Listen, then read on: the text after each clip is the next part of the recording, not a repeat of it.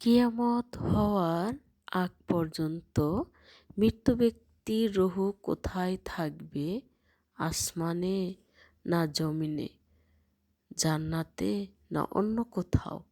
দুনিয়ার দেহের চেয়ে ভিন্ন এমন কোনো দেহ কি তাদের জন্য সৃষ্টি করা হয় যা শান্তি পুরস্কার অথবা শান্তি ভোগ করে, নাকি তারা একাকী কোথাও পড়ে থাকে?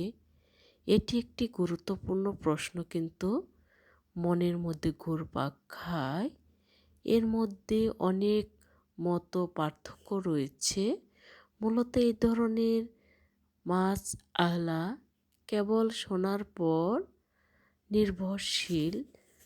কারো কারো মতে মুমিনদের রূহগুলো জান্নাতে মহান আল্লাহর কাছে থাকে, চাই তারা শহীদ হোক অথবা নাই হোক, যতক্ষণ না কোনো কবিরা গুনাহ অথবা দেনা ঋণ তাদের পথে প্রতিবন্ধকতা সৃষ্টি করে। মহান আল্লাহ তাআলা তাদের সঙ্গে ক্ষমা রহমতের ব্যবহার করেন। হযরত আবু হুরায়রা রাহমাতুল্লাহ হযরত আব্দুল্লাহ ইবনে ওমর রাহমাতুল্লাহর মতে পোষণ করেন।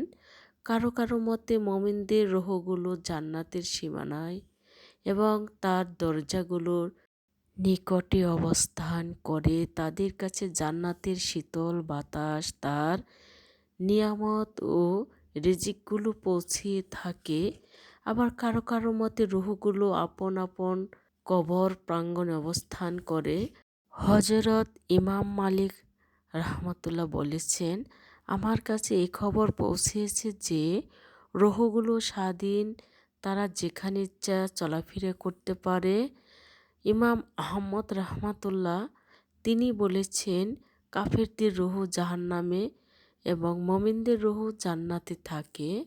আব্দুল্লাহ ইবনে মান্দা রাহমাতুল্লাহ বলেছেন, সাহাবী তাবেঈদের এক জামাত এমত পোষণ করেন যে মুমিনদের রূহগুলো মহান আল্লাহর কাছে অবস্থান করে।